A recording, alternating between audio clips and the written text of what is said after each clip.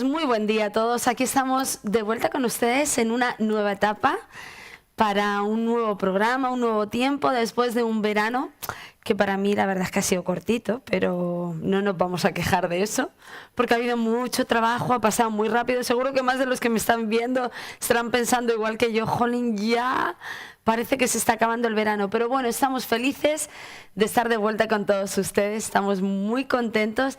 Vamos a pasar una etapa nueva donde seguramente Dios nos hable cosas diferentes y necesarias para lo que nos queda por vivir. Así es que bienvenidos a este programa de Vida en Abundancia con todos ustedes y vamos a intentar pues traer cosas nuevas, cosas diferentes. Hoy nos estamos recién amoldando otra vez, pero seguramente que vamos a estar bien bendecidos en este día. Así es que me toca saludar pues a Samuel Justo, al pastor. Buenos días. Pastor.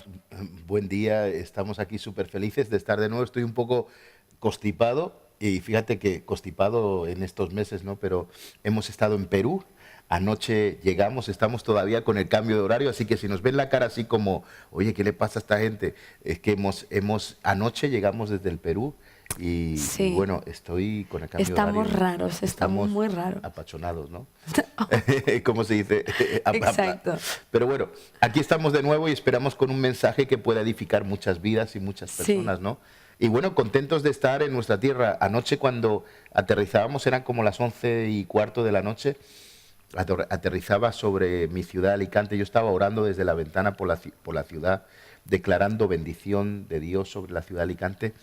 Pero mientras aterrizaba me entraba una felicidad tan Sí. hermosa de poder saber que, a pesar de que Dios me da oportunidades de visitar a distintas naciones, este es mi lugar, esta es mi casa, esta es mi tierra, ¿no?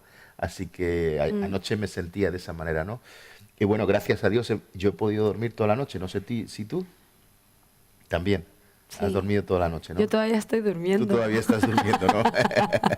Bueno, poquito a Yo poco, todavía estoy durmiendo, creo. poco a poco nos vamos a ir recuperando, La gente ¿no? dirá, ¿esta señora qué le pasa? Bueno, pues como cosas nuevas que van a pasar en este programa, Ok. una de las cosas nuevas es que yo voy a estar en silencio. Ok, no, tienes que hablar un poquito. No, pero de verdad a mí me da la sensación que estoy todavía durmiendo. Bueno. Ay, iba a traer un vídeo resumen de Salvemos a la Familia en Perú, pero no lo tengo con Tú me hiciste venir hoy calidad. aquí y no dormir porque dijiste que ibas a traer un vídeo Salvemos a la No Familia. se puede poner al final, pero lo vamos O sea a poner que me otra has hecho semana. venir porque me has prometido que íbamos a poner el vídeo y íbamos a hablar del resumen. Fíjese, me acosté como a las 4 de la mañana. Sí. Me he levantado a las 9. Ujú. Por la gracia de Dios. ¿Vale? Con la promesa de que íbamos a poner el vídeo resumen. Y no lo hemos He venido aquí y en lugar de estar durmiendo, he venido, fíjate qué espíritu de sacrificio estoy manifestando yo ahora toda guau. Y ahora resulta que realmente lo que has hecho es engañarme No te he engañado. porque no hay vídeo. No, sí que está el vídeo lo mandé. No, pero claro, el vídeo lo tiene quien lo tiene que tener, Vamos pero con el no tema, tú. vamos con el asunto. Vamos. ¿Te parece? Que va a Sí, ser ya más tú fácil. quieres salir del tema porque se va a notar. No, porque, mira, hemos estado en el Congreso Salvemos a la Familia, Sí. que ha sido espectacular. Ah, ha sido Nuestros una hijos han pasada. estado ahí, hemos estado en el Coliseo Divos del Perú, De ¿no? Lima, Perú. Ahí ha estado, bueno, Enfoque a la Familia, Sixto Porras, Los Aguayo, con Salvemos a la Familia. Ha estado Daniel Calvetti, su esposa también. Chari, sí. Lo hemos pasado súper con ellos. Súper bien con ellos. Ha estado también Ervik Manus, de la iglesia Mosaic de Los Ángeles, una iglesia que hay que tomar nota en este tiempo. Súper bonita, se metan y conózcanla. Toda Impresionante. la gente de Toma tu Lugar también. Ah, sí, estuvimos Que con Toma de tu lugar. Nos hemos reído con ellos un montón. Dios mío, lo peor que hay en el mundo, juntar españoles con argentinos en otro país del Sí, mundo. lo hemos pasado Eso es lo súper. peor del mundo. Usted quiere una reunión de estas a lo loco, junte a un argentino con un español en otro país de Latinoamérica. Verá lo que sale de ahí. La verdad que sí. Y bueno, luego hemos estado en iglesias grandes de Lima, ministrando también por ahí. Sí, hemos estado con gente Y bonita. La verdad que lo hemos pasado súper. Lo hemos pasado bien. Yo he comido riquísimo. Mucho trabajo. Yo he trabajado mucho. Yo he eso comido sí. picante, yo he comido ají. Madre del amor hermoso, el Mucho, ¿no? ají que he comido. Señor, que ayer yo decía, ya necesito descanso, tengo sed acumulada de tanto pique que he comido. Qué bueno está el ají. Y bueno, la verdad que hemos tenido un congreso espectacular. Hemos estado también en el Congreso de la Nación. Sí, en el Congreso de la Nación de Perú, conociendo congresistas bien interesantes que tienen en otros países, congresistas cristianos que están peleando por cosas que son súper necesarias. Cosas súper necesarias no están por los fundamentos que son imprescindibles para que nuestra sociedad siga funcionando bien, como es la familia. Entonces es increíble ir a un parlamento en otra nación y encontrarte con congresistas cristianos que todavía se la están jugando y están jugando su propia carrera política, su propia reputación por defender aquellos fundamentos que a lo mejor no están de moda, están siendo tremendamente perseguidos, pisoteados, y ellos los están haciendo resplandecer en medio de congresos y consiguiendo cosas que, Dios mío, las soñamos para esta nación de España. Sí, yo tuve la oportunidad de hablar con el presidente del Congreso del Perú, sí. Un hombre impresionante porque está luchando por las familias y sobre todo ahora con esta ideología de género, que en un instante quiero hablar algo y que estemos al tanto aquí en España también. Pero estuve con el presidente del Congreso, estuve también con congresistas, que hay cristianos allí. Luego estuvimos en el Poder Judicial también, y también con el presidente del Poder Judicial, también animándole a seguir peleando contra esta tema de la ideología de género, porque sí.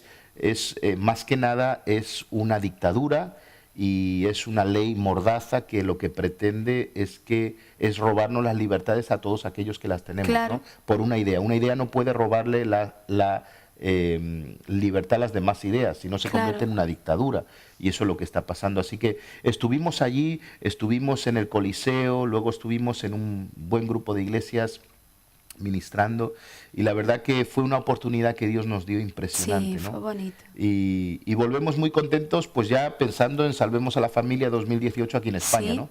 Al año que viene, agosto del 2018. Va a ser espectacular. Tendremos Salvemos a la Familia también, con muy buenos expositores, con temas para familia impresionantes, y es una plataforma que nos está ayudando a pelear nosotros también de manera activa, a pelearla en esta sociedad y con gobierno incluido.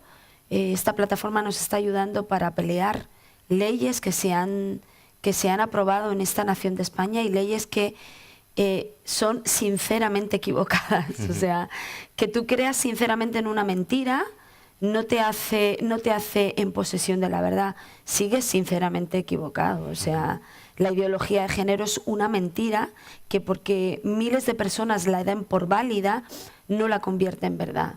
O sea, que haya un gran número de gente que crea en algo no lo convierte en verdad. Claro. Hace que ese millón de gentes estén equivocados, punto. La verdad es verdad y no depende de que uno la crea o no la crea. La verdad es verdad y se sostiene sola. La mentira sigue siendo mentira, por más que millones de personas la crean, seguirá siendo una mentira, y la ideología de género es una absurda mentira que, por más que la gente decida creerla, sigue siendo mentira. Bueno, ni siquiera está demostrado biológicamente, pero vamos a científicamente, es una cuestión de sentimiento. Es una ideología. ¿No? Es como si yo llego mañana y digo, oye, me siento Superman, yo quiero que el gobierno español y tú puedes sinceramente creer que eres Superman. Sí, por supuesto. ¿Vale? Y tú puedes, de verdad, desde lo más profundo de tu corazón, con una sinceridad aplastante, creerte Superman, pero estás sinceramente equivocado. Claro, efectivamente. O sea, no eres Superman. Pues hablando un poco de eso, Raquel, y yo quiero, ya que estamos en televisión y nos están escuchando en diferentes emisoras de radio, en televisión, en todo, en 5 días en España se va a discutir la ley mordaza de la ideología de género. Es muy grave, sobre todo para nosotros, las iglesias, medios de comunicación cristianos. En mi muro de Facebook hay para firmar contra la ley mordaza. Es una carta que se está haciendo a Ciudadanos y el PP para que, por favor, voten en contra de esta ley, para que de esa manera no salga adelante. Entonces, yo quiero pedirle a todos los que me escuchen, si usted va a nuestro muro de Facebook, a mi muro, específicamente Samuel Justo, ahí usted va a ver el tema del link, le da el link y usted firma digitalmente. Es importante, cada día hay más gente que está haciéndolo también la Alianza Evangélica también ha hecho algo parecido, pero bueno, cuantos más seamos y más estemos firmando, más notificaciones les va a llegar al Partido Popular y a Ciudadanos de que no queremos esta ley, y si ellos pueden votar por lo que le estamos pidiendo, no saldrá adelante. Y ya no solo que firmar, sino tenemos que orar, ¿no? Los proyectos de ley se aprueban o se derogan con firmas. Por eso es tan necesaria la firma, Sí. porque un proyecto de ley se combate con firmas de los ciudadanos. Entonces, por eso se pide firma. No se pide firma solamente para hacer ruido. Se pide firmas porque es lo que se pide en un proyecto de ley.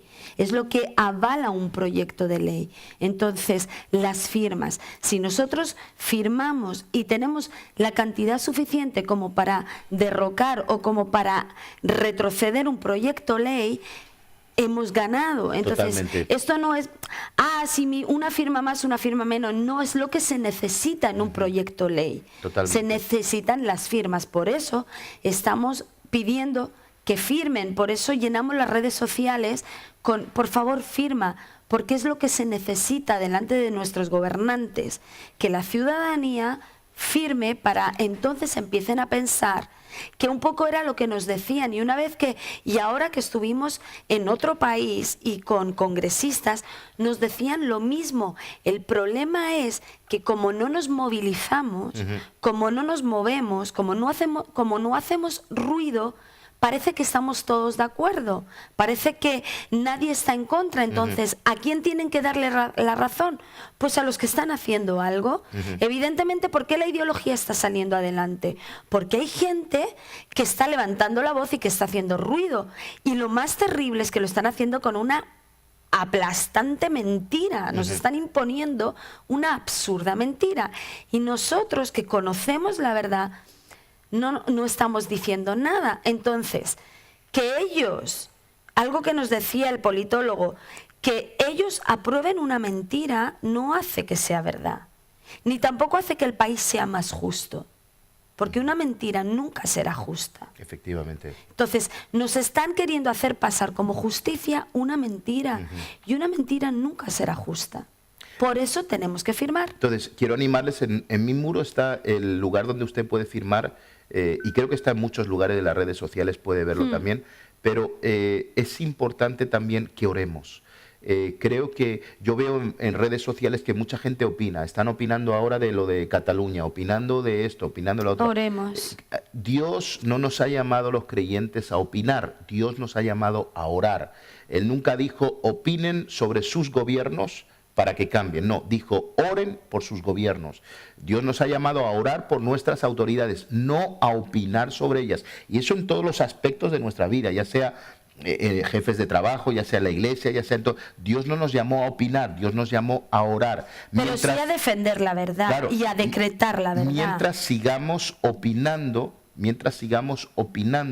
estaremos perdiendo los resultados, y los resultados vienen a través de la oración. Entonces, ¿qué puedo hacer yo como ciudadano? Número 1 es firmar, número 2 es orar. No puedo hacer mucho más, quizá compartir en las redes sociales que no estamos de acuerdo. No puedo hacer mucho más, no, pero sí que podemos hacer. Entonces, en lo que esté en la mano de hacer, eso hagamos. No podemos en este momento hacer otra cosa, no se nos ocurre nada. Bueno, vayamos a lo que tenemos que ir. Ya vendrán las manifestaciones, ya vendrán las protestas, ya vendrán toda una serie de cosas que van a ir sucediendo, pero comencemos con lo que sí podemos hacer. Es firmar sencillamente diciendo, señores, aquí hay gente que está en contra de esto, así que hagan algo. Y lo segundo es orar para proteger nuestras familias, nuestras iglesias y nuestras instituciones.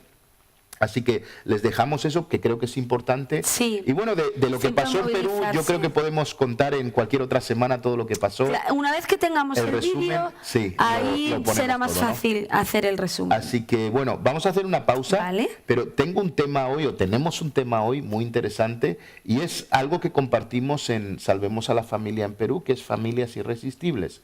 Es un mensaje que va hacia la familia, que va específicamente hacia los que somos, como ahora los chicos ya están en la escuela, va a ser para nosotros, los papás, las mamás, los abuelos, la gente que está por ahí. Vamos a escuchar algo de lo que Dios quiere para nuestras familias y vamos a pasar un tiempo especial en esta mañana con familias irresistibles. Así que hacemos una breve pausa y regresamos enseguida con todos ustedes.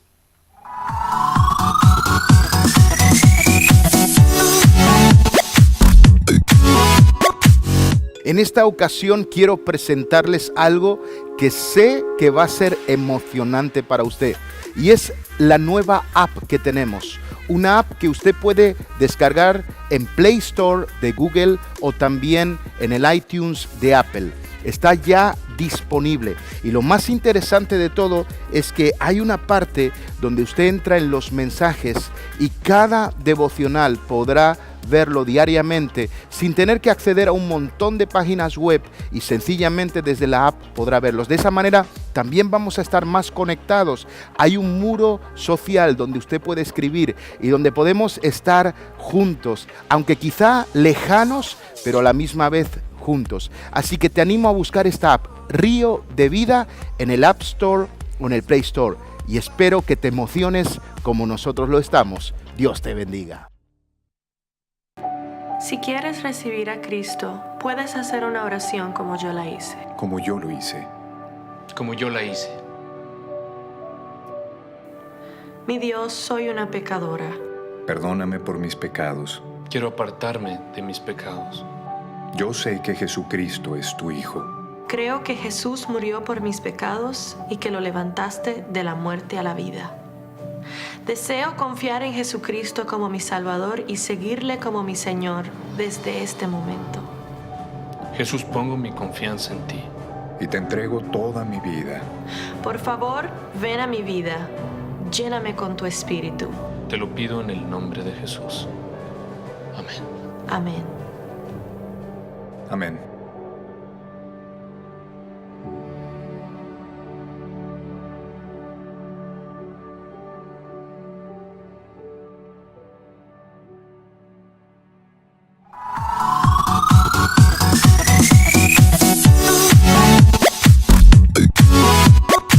Ya estamos aquí de regreso con todos ustedes, bueno, contentos, y vamos con un tema que hemos traído hoy, que es familias irresistibles.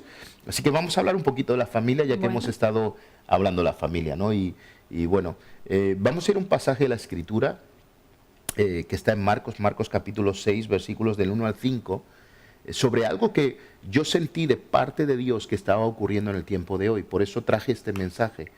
Pero yo sentí que nos está sucediendo eso hoy y está pasando en muchas familias y bueno, vamos a hablar de todo esto, que creo que es muy interesante. Pero vamos a leer el pasaje, ¿te parece? Sí. Marcos 6, 1 hasta el 5, ¿qué dice?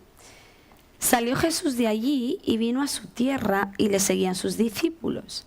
Y llegado el día de reposo comenzó a enseñar en la sinagoga y muchos, oyéndole, se admiraban y decían: ¿de dónde tiene estas cosas? ¿Qué sabiduría es esta que le es dada? ¿Y estos milagros que por sus manos son hechos?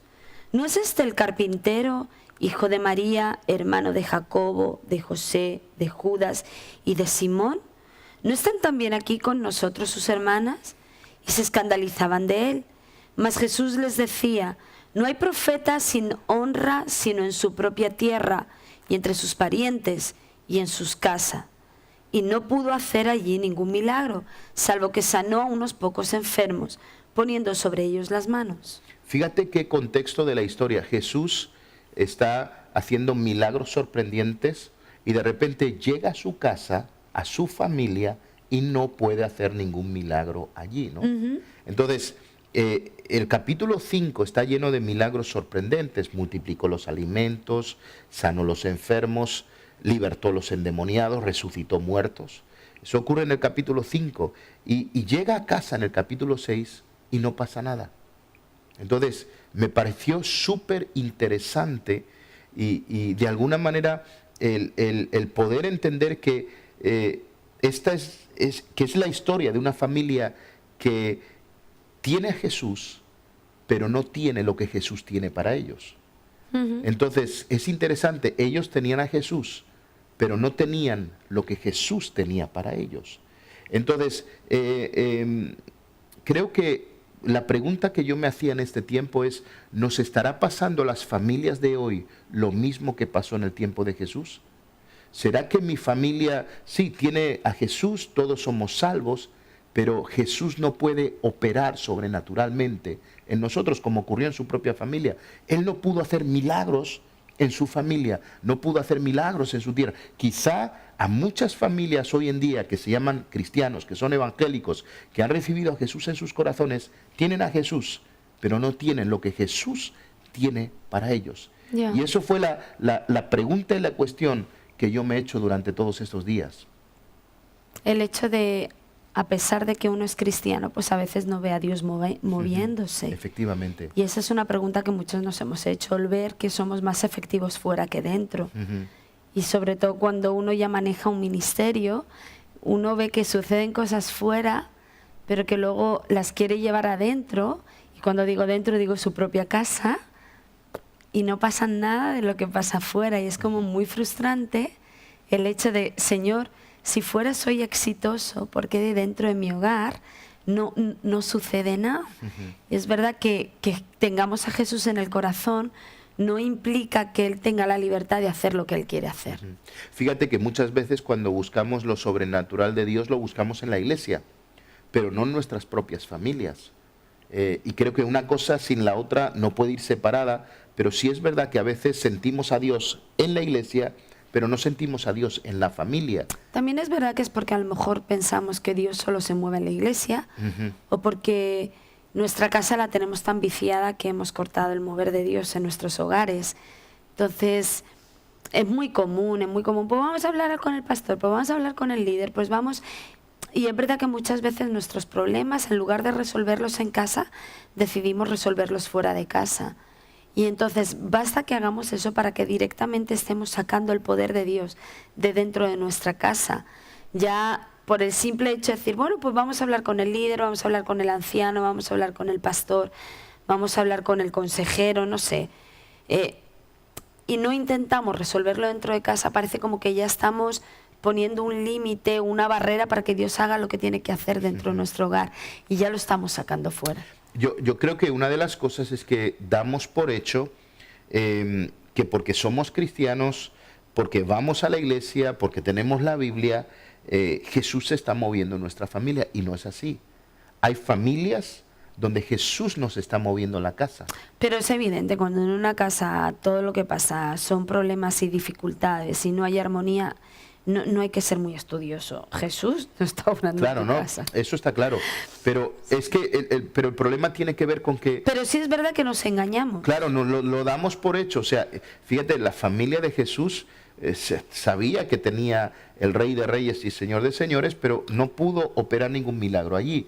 Entonces, hay una serie de razones detrás, que es lo que nos pasa en nuestras familias, y es lo que vamos a estar viendo en este día, ¿no? Pero damos por hecho esto, o sea, yo porque soy evangélico, porque voy al culto, porque voy a la iglesia, Dios se está moviendo en mi familia. No es así. O sea, Dios se quiere mover en nuestra familia, pero Él necesita recibir autorización y que dentro de nuestra casa haya la atmósfera o el ambiente necesario para que Él pueda hacerlo. Sí, lo que pasa es que también es verdad que muchas veces, al ser cristianos, le dejamos toda la responsabilidad a Dios. Bueno, ya Dios lo hará, bueno, Dios lo hará, Dios lo hará, Dios lo hará. No, Dios no lo hará si no lo haces tú.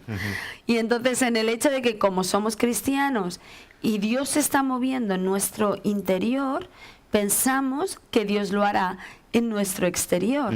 Y Dios no va a hacer nada que nosotros no hagamos. O sea... Creo que es tiempo vale, somos los familiares de Jesús, somos los hermanos de Jesús, porque eso dice la Biblia, somos sus hermanos, ¿no? Él es nuestro Señor, Él es nuestro Salvador. Ahora necesitamos que Él opere no solo en nuestras vidas, sino en nuestras familias. Porque si no llegamos a eso, vamos a seguir teniendo unas familias tremendamente disfuncionales. Y no solo disfuncionales, sino que la derrota no está en el trabajo, la derrota no está en la iglesia, la derrota no está en el ministerio, está en nuestro hogar. Luego lo terrible es que, bueno, como Dios se mueve en mi casa, ¿qué me importa que no se mueva en la de mi marido, en la de mi hijo? Ya Dios lo hará, claro. Pero yo estoy bien. Eso ya habla de una carencia, ya habla de un déficit, ya está hablando de una no implicación en el hogar. O sea, yo soy la mamá, Dios está haciendo cosas maravillosas conmigo, ya tengo un ministerio en la iglesia, ya estoy sirviendo en la iglesia, yo estoy bien, oro porque tengo que orar por mi familia, evidentemente como no voy a orar por mi familia, pero Dios lo hará y yo estoy tranquila en el hecho de que yo estoy bien, tengo una vida fabulosa sirviendo al Señor, ya Dios lo hará, y mi casa, pues que vaya como tenga que ir, lo importante es que yo esté bien. Claro. Y mi casa, no, en el momento en que mi casa ya no va bien, en el momento en que en mi hogar Dios no se está moviendo como se está moviendo en mi interior, algo está pasando. Y sabes, hay un ingrediente esencial que no podemos negociar en nuestras familias y es Jesús. O sea, yo sé que hoy en día tenemos cursos, tenemos recursos, tenemos instituciones cristianas para la ayuda a la familia. Nosotros tenemos Salvemos a la Familia, tenemos un montón de libros para bendecir a las familias, cursos, tenemos un montón de cosas. Pero algo que nosotros sabemos es que hay algo que yo no puedo negociar y es Jesús. Claro. Por muchos cursos que yo tenga, si no está Jesús, no va a servir para nada. O sea, es el ingrediente esencial. ¿Por qué? Porque en el nombre de Jesús se sanan los enfermos, en el nombre de Jesús se restauran las vidas, en el nombre de Jesús hay salvación, en el nombre de Jesús se resucitan los muertos, en el nombre de Jesús, como decía esa vieja canción, suceden cosas impresionantes. Sí. Entonces, no podemos negociar de ninguna manera el nombre de Cristo para nuestras familias. Así que la pregunta es esto: ¿estará sucediéndonos hoy lo mismo en nuestras familias? ¿Será que Jesús está pero no puede hacer milagros?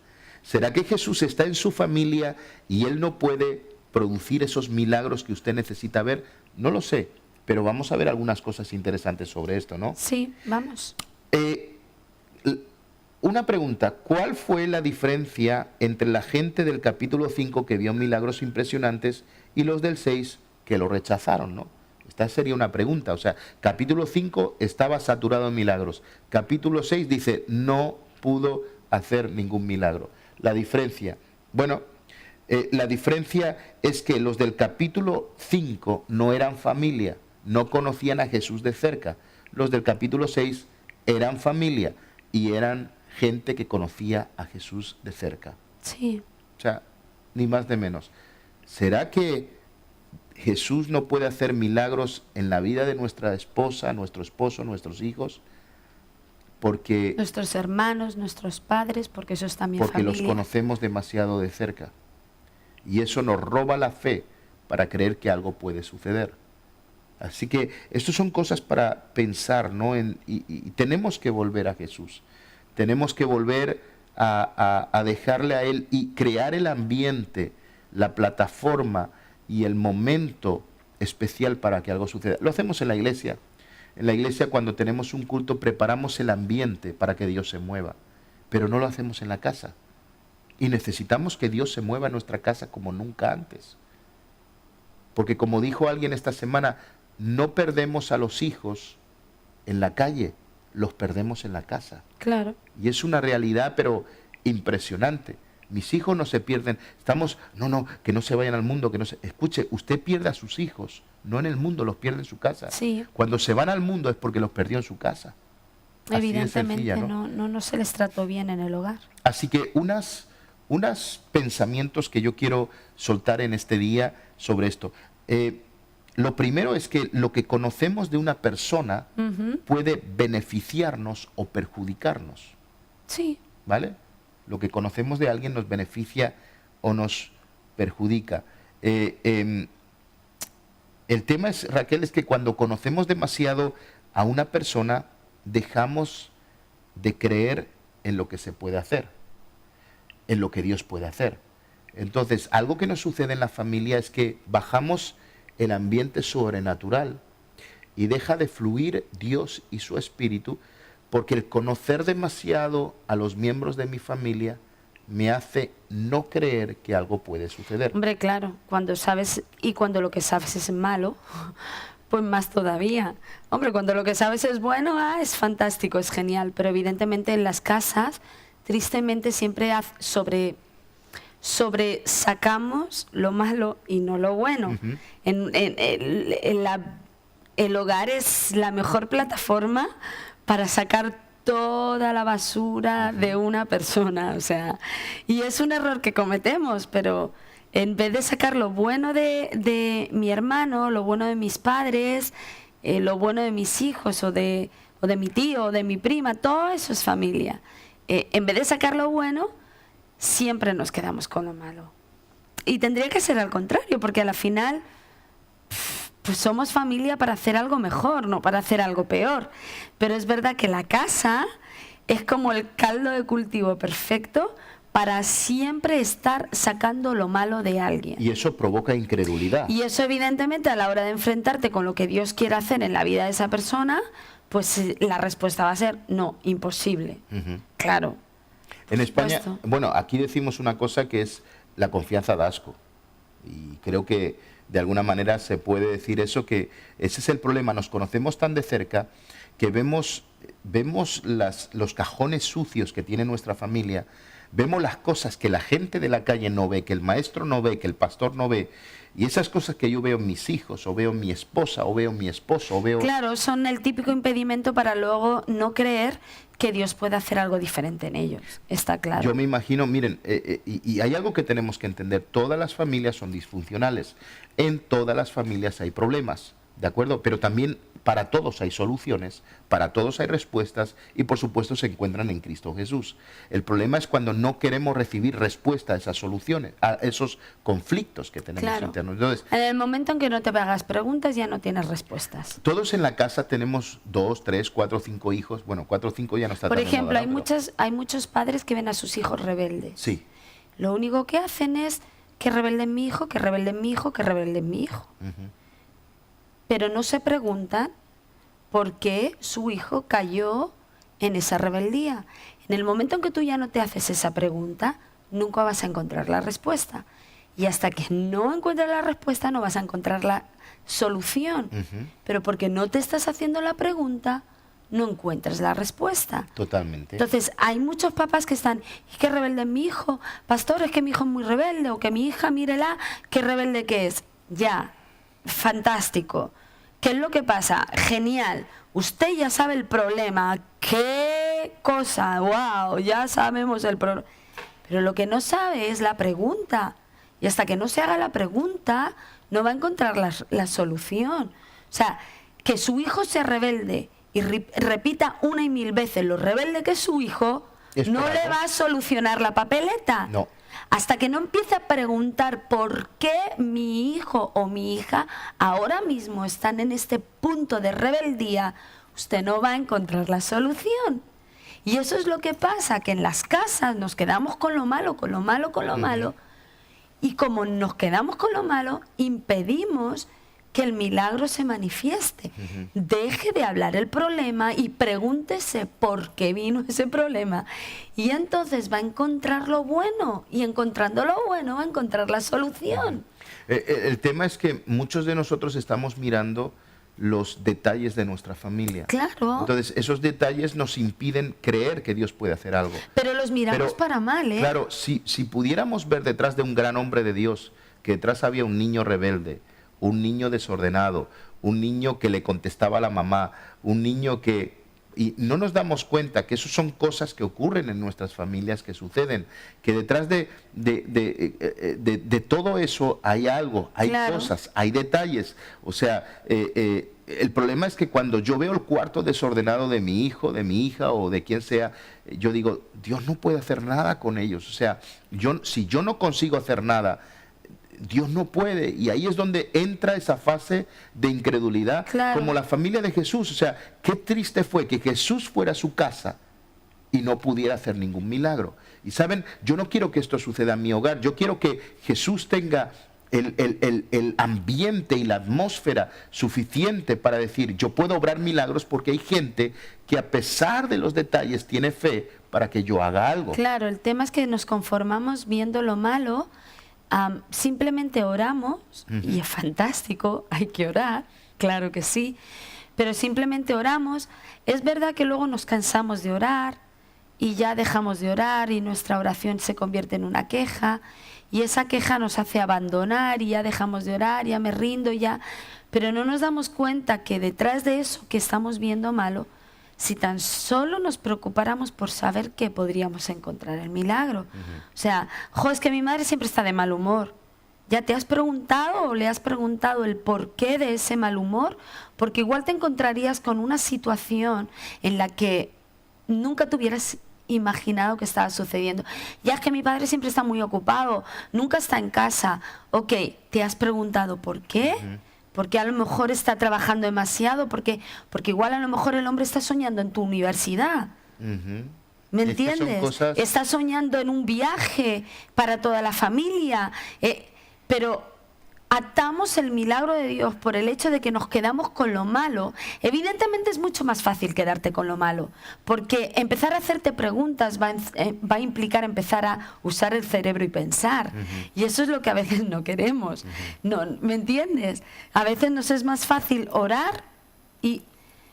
No, pero tenemos que implicarnos. Si queremos que de verdad los milagros de Dios se manifiesten en el hogar, vamos a tener que implicarnos en nuestro hogar y no quedarnos simplemente con lo obvio que es lo malo. Yo le cuento a la gente de la iglesia nuestra, yo ya se lo dije, miren, no quiero que me den los detalles de sus hijos. Claro. No me digan que son desobedientes, que contestan, no me digan que no van bien en la escuela, no me cuenten nada de esto, porque no quiero que nadie roba mi fe como pastor para seguir creyendo que Dios tiene poder sobre sus hijos. Y lo mismo pasa, ¿cuál es la diferencia entre los padres y yo? Los padres conocen los detalles, yo no quiero conocerlos, porque algo que me di cuenta, Raquel, ministerialmente, cuantos más detalles conozco de la gente, menos creo que Dios puede hacer algo. Entonces, ¿por qué? Porque es así, cuando uno conoce... ¿Me entiendes? Cuando uno puede caer en esa tentación. Lo que pasa es que sí es verdad que los detalles malos tendrían que ser un desafío para crecer. Claro. Y no nos pasa eso. Los detalles malos no son desafíos para crecer, porque la verdad es que los detalles malos te desafían a tener que ser mejor, porque solo siendo mejor puedes romper esos desafíos malos. Pero como no lo hacen, mejor no saberlo. Pero si sabes los detalles malos, míralos desde el punto de vista del desafío de Dios para ser mejor y así poder obrar el milagro. Aquí va una frase muy importante que podemos cerrar esta primera parte, ¿no? De alguna manera, o este primer punto, ¿no? Pero lo que sabes no puede ser más poderoso que lo que tú sueñas para tu familia. Claro. Y esto creo que debe quedar en nuestros corazones. O sea, yo sé cosas de mi familia que probablemente si las siguiera pensando en ellas me robarían la fe y la paz en Dios. Pero yo no puedo permitir que los detalles que yo conozco, que lo que yo sé de mi familia sea más poderoso que el sueño que un día me dio Dios para mi familia. Exacto. No puedo dejar que los detalles de mi familia sean más poderosos que el mismo poder de Cristo Jesús. Cristo tiene poder sobre todo lo que sucede en mi familia. Entonces, creo que aquí hay un punto importante donde va a traer mucha sanidad a mucha gente si podemos entender que los detalles que yo conozco de mi familia no son más poderosos que los sueños que Dios ha depositado en mí sobre mi familia. Exacto.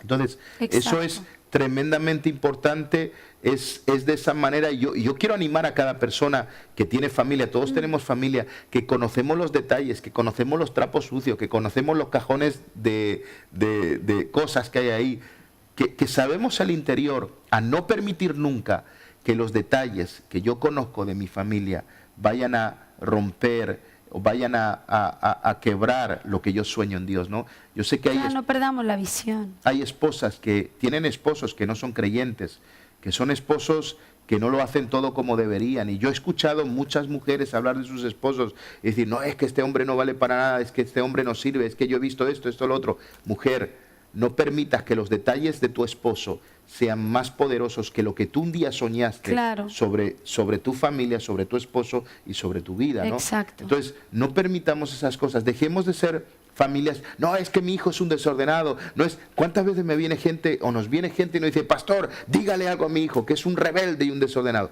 ¿Que le diga yo?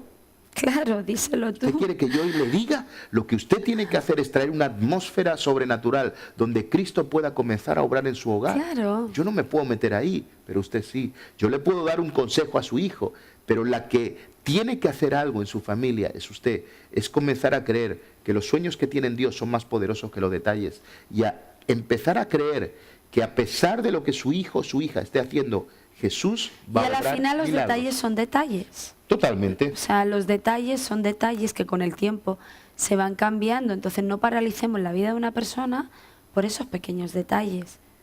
Yo conozco los detalles de mi familia, pero también conozco al Dios de mi familia. Claro, Y el Dios de mi familia es más poderoso que los detalles de mi familia. claro. Así que esa es la primera idea que hoy tenemos, ¿no? Vamos a ir a la segunda. La Vamos. segunda es la siguiente, y esto es muy importante, ¿no? La grandeza de una persona depende de lo que tú percibas de ella. Esto es muy importante. La grandeza de una persona depende de lo que percibas de ella. Y tengo que decir algo, hay grandes hombres que han pasado desapercibidos porque nadie percibió en ellos lo que había dentro de su corazón. Claro, Entonces, la grandeza que tenemos está definida por la gente que nos rodea. O sea, cuando vemos que hay un pastor conocido o alguien que, de acuerdo, es porque la gente ha reconocido y ha percibido la grandeza de esta persona. claro. ¿De acuerdo? Entonces, no importa lo bueno que seamos, no llegaremos a ser por lo que la gente perciba de nosotros. Entonces, yo puedo ser muy grande, pero si la gente no lo percibe, no lo voy a hacer. Entonces, la grandeza de una persona está en la... Al menos no con esa persona. Claro, fíjate que hoy en día, yo me estaba quedando el otro día, digo, toda la gente se ha puesto de moda a ver esas películas ahora o esas series de los narcotraficantes estos. Yo decía, los están haciendo famosos. Fíjate, y tiene que ver con la percepción de la gente. Y yo me quedaba así un poquito diciendo, no puede ser, o sea, ¿por qué no hicieron una película de Einstein? Una película de alguien inteligente, una película de alguien que hizo algo en este mundo, una película de un misionero que está perdido en una jungla en África. No, hacen películas, los narcos ahora se ha puesto de moda en Netflix y todo esto, y está toda la gente viéndolo y haciéndolo famosos, y ellos salen en sus Instagrams y en sus Twitters diciendo lo maravillosos que somos, lo fantástico que somos. ¡Ey! ¿Qué ha pasado? Y tiene que ver con la percepción, ¿de acuerdo? Entonces, Esa grandeza fue grandeza, pero muy mala, muy claro, mala, muy mala. fíjate que es interesante que nuestra percepción hace grandes a los demás. Sí. O sea, la grandeza de una persona no está en, Es que es sí en la sencillo. persona. ¿Cuánta gente en algún momento de tu vida fue maravillosa y por cualquier cosa dejó de serlo? Ajá. Por lo que tú percibiste de ella. Ocurre. ¿Quiere decir que esa persona deja de ser maravillosa? No. Quiere decir que ante tus ojos dejó de ser maravillosa porque tú un día percibiste o te dio la gana, vete tú a saber, y esa persona dejó de ser quien realmente era para ti, que luego a lo mejor para otro pues es genial. Pero es cierto que recibimos de los demás conforme a lo que pensamos que ellos son. ¿Vale? Entonces, depende de lo que yo piense que eres tú, voy a poder recibir una cosa u otra de ti. Si yo pienso que tú no vales para nada, da igual lo que tú hagas, yo no lo voy a recibir, yo no lo voy a tomar. Y a lo mejor si eres alguien muy grande, que tienes muchas cosas para dar, pero porque yo no lo veo así, nunca podré recibir nada de ti. Sí, por eso Jesús decía, no hay profeta en su familia. Bueno, decía en su tierra, pero en su tierra Claro. estaba dando... se estaba refiriendo a Tristemente su en la familia los mejores son los hijos de los demás. Es así. Los mejores son las mujeres de los demás. Los mejores son los padres de los demás. Todos los hijos, ay, cómo me gustaría que tus padres fueran los míos. Los maridos, ay, claro, es que tú tienes una esposa maravillosa. Los hijos, los padres, ay, es que tú no sabes, si mis hijos fueran como los tuyos. Y esa es la expresión de siempre dentro del hogar. Y no es cierto, porque percibimos eso de nuestra familia. Nuestra familia está cerrada a ser mejor de lo que es, pero no porque no sea buena, sino porque simplemente nosotros no la vemos buena. Totalmente. Fíjate que la percepción de la gente que te rodea permite que lo que tienes de Dios se expanda o se limite. Claro. Entonces, esto quiere decir que si yo percibo de ti algo malo, posiblemente esté limitando a Dios que obra en tu vida. Por O si supuesto. yo percibo algo en mis hijos, por los detalles que hablamos antes, posiblemente lo que yo estoy haciendo es limitando a Dios en la vida de mis Es que hijos. aunque Dios lo esté haciendo, porque tu percepción acerca de mí es mala, nunca te vas a dar cuenta de lo que Dios está haciendo, porque Efectivamente. siempre habrá un pequeño detalle que opaque lo grande que Dios está haciendo. Ujú. Entonces Dios puede estar cambiando mi corazón, en mis hijos, en ti, pero yo siempre tendré un pequeño detalle malo que sea suficientemente grande para tapar todo eso que Dios está No haciendo. podemos permitir que una pequeña bola tape el sol Claro. y haga un O eclipse. sea, tapamos el sol con un dedo. Con un dedo, o sea, no se puede. Es como una historia, nunca, para que usted pueda entender, nunca nos ha pasado que hemos visto una mujer que de repente durante años fue maltratada psicológicamente, fue avergonzada por un hombre necio con el que estaba casado y vimos con el tiempo cómo esa mujer, de ser una mujer preciosa, pasó a no cuidarse, a degradarse, Claro. porque sencillamente nadie le estaba dando valor. De repente el necio se va, la abandona, la deja sola y esa mujer sencillamente encuentra a otra gente y esa gente donde ella entra comienza a darle valor a su vida, a decir que ella es preciosa, que ella vale mucho, que ella logrará cosas grandes y nos damos cuenta que después de 10 años esa misma mujer que un día la vimos con un rostro tan decaído, un rostro tan dañado, ahora vemos una mujer guapa, una mujer preciosa. La gente se pregunta, ¿qué pasó con ella? Bueno, lo que pasó es muy sencillo, es que el necio con el que estaba no le dio valor, pero la gente con la que está ahora han dado valor a su vida. Y bueno, lo mismo pasó con nosotros. O sea, cuando estábamos fuera de Dios, el enemigo nos hacía sentir mal, nos decía que éramos lo peor de lo peor, nos decía que no valíamos para nada, que no lograríamos nada. Recibimos a Jesús en el corazón y Jesús comienza a tratar con nosotros y a decirnos, tú eres mi hijo, yo te voy a levantar, yo te voy a bendecir, te voy a dar un nuevo nombre. ¿Qué ocurre con nosotros? Que cuando si uno mira la foto, es como esos que hacen para adelgazar, ¿no? Ponen la foto antes y después. Pero si nosotros pusiéramos la foto antes de conocer a Jesús y después de conocer a Jesús, si pusiéramos la foto de antes y después de ir a Jesús, la gente se daría cuenta que algo pasó en nuestras vidas, algo pasó en nuestros corazones. Sí. Entonces, Jesús ha creído en nosotros y esto es lo que de alguna manera a nosotros nos cambia, a nosotros nos hace mejores. Que si Jesús tuviera que seguir mirando nuestros detalles pequeños, sería lo peor. Creo que Dios tiene tanta fe en nosotros porque Él no se detiene en esos pequeños detalles diarios que nosotros cometemos. Él sigue pudiendo ver la grandeza que hay en cada uno de nosotros. Creo que si nosotros nos seguimos deteniendo en nuestro hogar, en esos pequeños detalles, nunca vamos a poder ver la grandeza de lo que Dios está haciendo. Y creo que ahí es donde la Biblia dice que si pudiéramos ser como la boca de Dios, podríamos entresacar lo bueno de lo malo. Y creo que en las familias, como nunca antes se tiene que manifestar eso, tenemos que empezar a ser capaces de entresacar.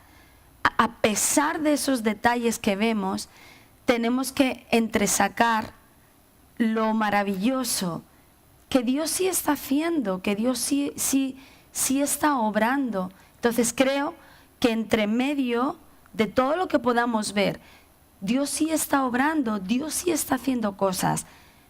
Seamos como la boca de Dios, seamos como Jesús es y empecemos a ver más allá de los pequeños detalles. ¿Para qué? Para que podamos transformar el ambiente, para que podamos transformar nuestro hogar. Y eso creo que es lo que hizo Jesús. El problema es que hay entornos familiares que nos limitan. Y yo quiero poner una frase que es poderosa, pero la familia debe ser el promotor del potencial de los que nos rodean. Y esto es muy importante. Sí. No puede ser que un narcotraficante le diga a nuestros hijos que van a ser los futuros líderes del narcotráfico. No puede ser que unos pandilleros le digan a nuestros hijos que van a ser los próximos líderes de la pandilla, que son fuertes y que valen. Eso tiene que suceder en la familia. Yo tengo que comenzar a hablar sobre mis hijos, hablar sobre mis generaciones, lo que ellos van a hacer. Escúchame papá, escúchame mamá. Si tú no se lo dices a tus hijos, alguien en la calle se los va a decir y se lo va a proyectar hacia ellos. No es la sociedad los que dirán lo que nuestras familias serán. Debemos hacerlo nosotros. Y esto es tremendamente importante, porque lo que tú y yo no le digamos a nuestras familias, otros se lo van a decir. Papá, es tiempo que le digas a tu esposa que ella es la más hermosa, para que no haya nadie que le tenga que decir. Hay hombres que pierden a sus esposas y sé que no está bien, pero hay hombres que las pierden porque no han tenido una palabra de cariño, una palabra de amor, y ellas no han recibido, y lo han recibido de fuera. Lo mismo pasa con nuestros hijos. Nuestros hijos están recibiendo valoración. Hay gente en la calle que les dicen que son los número uno, y llegan a casa y nosotros les decimos que no valen para nada, que no sirven para nada porque su cuarto estaba desordenado. Es tiempo que aprendamos esto. Es tiempo que nosotros, los papás y mamás, seamos los profetas de nuestro tiempo en nuestras familias y dejemos de hundir, de pisotear a nuestras familias. Y esa es la razón por la cual Jesús a veces no puede estar en medio nuestro. Que no puede ser que el valor de nuestra familia esté en la boca de gente que ni siquiera la ama. O sea, no puede ser que la identidad de mis hijos esté marcada en los labios de unos amigos que ni siquiera los aman de verdad. No puede ser que el respeto, la honra, el valor de mi esposo esté en la boca de la secretaria o de la hermanita de la iglesia o de su mamá siquiera. Tiene que estar en nuestros labios. O sea, no puede ser que el valor que tenemos en el hogar esté en la boca de otros. Nosotros tenemos que empezar a hablar lo que nosotros queremos que nuestra familia sea. No puede ser que nuestra familia esté siendo dibujada por la mano de otro o por la mano de otra. Tenemos que nosotros perfilar lo que nuestra familia queremos que sea. No puede ser que el aroma de nuestro hogar lo esté poniendo otro o la esté poniendo otra. Evidentemente, si los pequeños detalles nos hacen echar abajo todo lo maravilloso, pues a la final los demás tienen más razón. Qué pena que nuestros hijos tengan que ser valiosos en las manos de amigos, pero no en las nuestras. No, eso tiene que empezar a cambiar.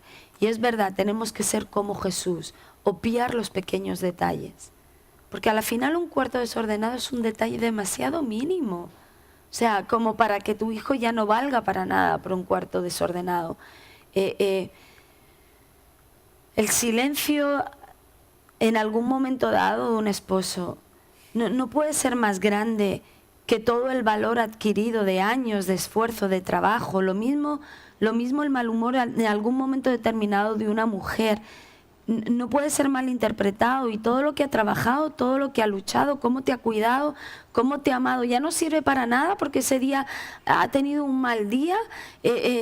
Lo mismo pasa, una mala respuesta, todo lo anterior no sirve para nada, y eso solo pasa en el hogar.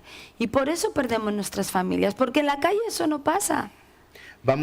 Les dejo de nuevo la frase final y vamos a hacer una breve pausa y volvemos enseguida con el punto final y con la conclusión y la oración.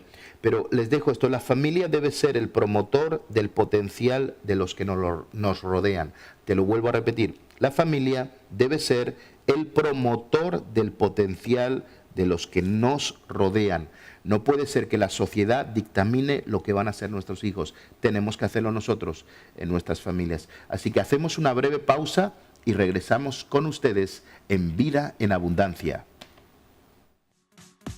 Pues estamos aquí de vuelta y de regreso con todos ustedes, siguiendo con este apasionante tema de familias irresistibles. Hemos estado, lo primero que hemos hablado, que lo que conoces de una persona puede beneficiarte o perjudicarte. Lo segundo es que la grandeza de una persona depende de lo que percibas de ella. Eso es importante.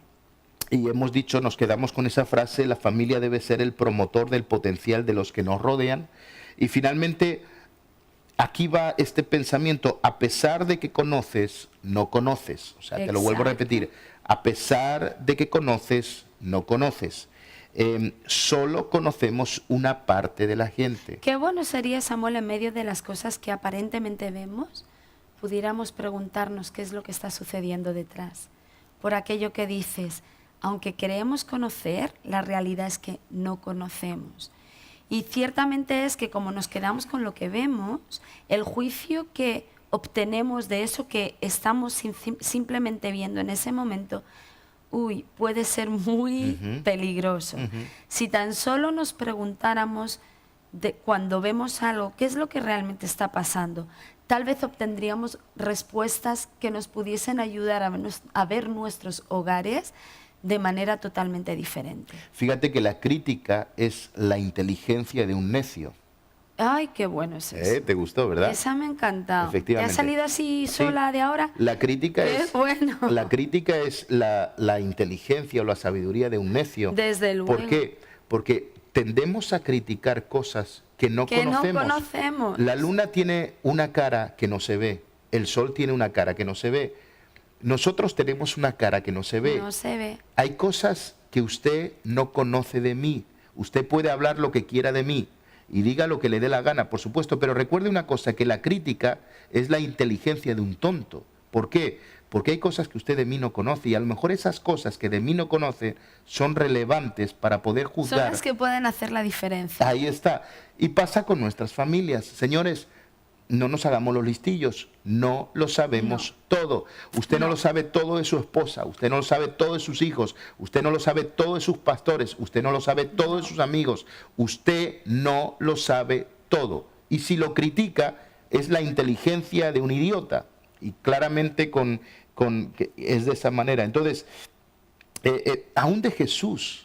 Miren, déjenme que les diga una cosa, cuanto yo más me meto en Jesús, cuanto más conozco de Jesús, cuanto más años pasen, ¿sabe de qué me doy cuenta? Que menos lo conozco. Porque esa es la realidad. Uno que recién llega al Evangelio comienza a discutir de todo, a hablar de todo, se lo sabe todo. Cuanto más tiempo uno lleva en el Evangelio, más se da cuenta que Dios es tan grande, y es tan grande, tan grande, tan grande, tan grande, que cada día parece que lo conocemos menos. Dios de alguna manera quiere que le conozcamos, pero la mejor manera de conocerlo es acercándonos a Él. Porque otra cosa yo no puedo decir, pero es la realidad. Cuanto más yo estudio la palabra, más me doy cuenta que menos sé. Cuanto más profundizo, me doy cuenta que es mucho más profundo de lo que yo pensaba. Sí. Así que esa es la realidad. Entonces, porque vas descubriendo detalles que no sabías y que te muestran la realidad de esa persona. En concreto, uno se acerca a Jesús y va conociendo detalles que te llevan a decir, wow, Él es mucho mejor de lo que me imaginaba, es mucho más grande de lo que yo creía. Tiene todo el sentido del mundo que dijera esto, que hiciera esto, que en algún momento determinado de la historia Dios hiciera este mandato. De buenas a primeras hay cosas de la Biblia que uno no puede entender y uno dice, carambas, ¿cómo Dios pudo ordenar? ¿Cómo Dios pudo decir? ¿Cómo Dios pudo mandar a hacer tal o tal cosa? Y uno empieza a estudiar la palabra, uno empieza a meditar en ella, uno empieza a conocer los detalles, uno empieza a conocer más a Dios a través de su palabra y uno dice, oh, ahora entiendo por qué Dios habló así, ahora entiendo por qué Dios mandó esto, ahora entiendo por qué Jesús dijo tal cual, y uno se da cuenta en ese momento que carambas, Dios es mucho más grande de lo que uno se imaginaba. Y lo mismo sucede con las personas y con nuestras familias. Y muchas veces creer conocer o creer que lo sabemos mejor es el mayor impedimento que Dios tiene. ¿Qué es lo que ocurrió con la gente de aquel tiempo? Conocía a la familia, conocía también a Jesús, que de tanto que lo conocían, no conocían nada. No conocían nada. Porque no conocían el lado poderoso de Jesús. No lo conocían. No conocían el lado milagroso de Jesús. No conocían el lado sobrenatural de Jesús. No conocían que el Padre dijo todo lo que dijo, que pasó todo lo que pasó, que se enfrentó con quien se enfrentó. No conocían todo eso. Entonces, ¿cómo un carpintero podría hacer nada milagroso? Fíjate que ellos conocían al Jesús de los 12 a los 30 años. El Jesús que era el carpintero del pueblo. Claro. Él era el que le ponía las puertas, él era el que le arreglaba las ventanas, él era el que le ponía la cocina de madera a toda la gente, él era el que fabricaba las mesas y las sillas. Él era hermano de Judas, de María. Él era el Vete a saber cómo eran ellos. El que fabricaba los mangos de madera para las hachas, para las azadas, para las palas. Él era el carpintero, así lo conocían. Era el que me ponía, ese me ponía a mí la cocina. Eso es lo que conocían de Jesús, conocían a Jesús, que había sido el hermano. Por eso menciona, estaban las hermanas de Jesús, los hermanos de Jesús, estaba María, pero no pudo hacer ningún milagro. ¿Por qué? Porque a veces creemos que conocemos tanto, y déjeme decirle una cosa, no sabemos nada. Y lo triste que hay en el Evangelio, Raquel, que yo no sé lo que le pasa a la gente, que vienen a Cristo y se creen que lo saben todo. Sí. Cuando lo que tenían que darse cuenta es que ahora que están en Cristo, todavía hay mucho por descubrir, mucho más de lo que... Y en la vida de las personas, Raquel, hay tanto por descubrir. Sí, es una pena. Pero si yo me quedo con la parte de mis hijos, de los 12 a los 30 años, cuando jugaban en casa, cuando fabricaban los muebles de madera, cuando hacían su bricolaje, cuando hacían sus cosas, me voy a perder lo que sucedió con Jesús. Y esa gente vio una parte, pero no vio al Jesús que cerca de Jericó, en el río Jordán, fue bautizado, donde los cielos se abrieron, donde se oye una voz del cielo que dice, este es mi Hijo amado, en él tengo complacencia, donde desciende como paloma el Espíritu Santo sobre él y lo inviste de poder, y ahí es bautizado. Nadie vio su experiencia con Dios. Y ahí es donde fracasamos una y otra vez. Conocemos de nuestros hijos el cuarto desordenado, pero no conocemos la experiencia que tuvo el sábado pasado en la reunión de jóvenes. Eso es una tristeza, que nuestros hijos ni siquiera puedan contarnos. Es que lo triste es lo mismo que le pasó a Jesús. Jesús intentó hacer milagros, la gente decía, pero si tú eres el carpintero, ¿cuántas veces nos ha pasado que ha venido tu hijo, oye mamá, ¿sabes que Dios me ha dicho?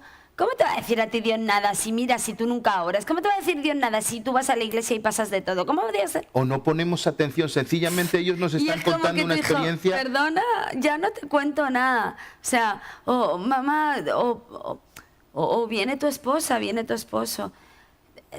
Pero ¿cómo Dios te va a hablar si tú nunca abres la Biblia? Soñar tú, anda ya, pero si estás siempre cansado, ¿qué Dios te va? Eso le pasó a Jesús, el carpintero.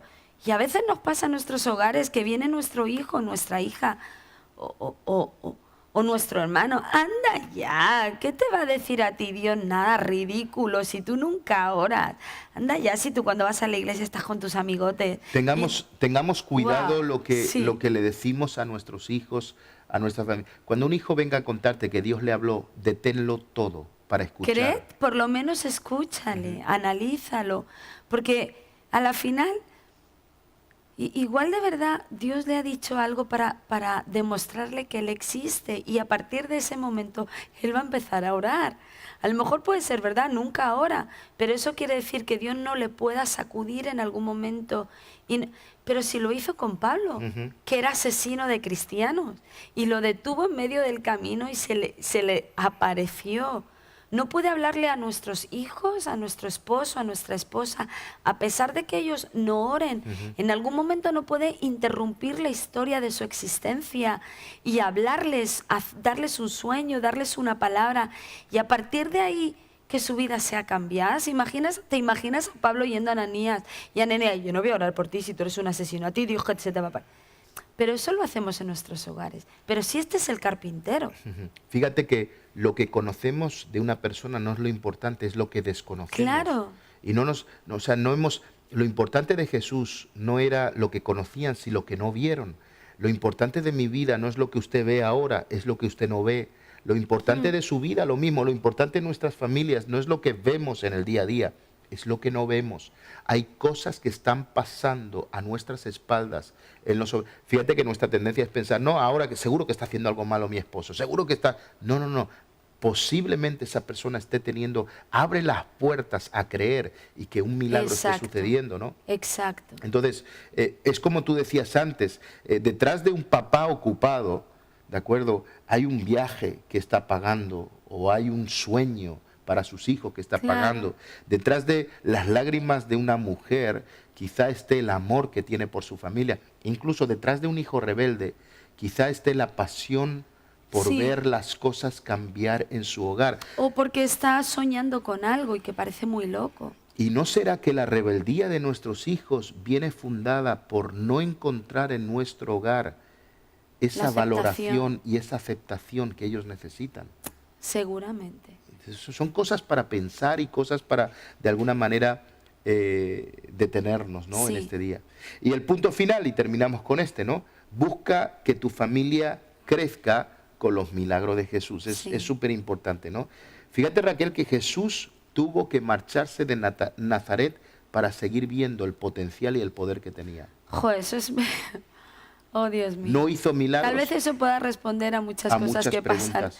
en nuestra casa. A veces nuestros hijos y nuestras familias tienen que marcharse Sí, porque no podemos, en nuestras casas se ha limitado el poder y el el potencial potencial para que ellos. de fuera son súper buenos y dentro no valen para nada.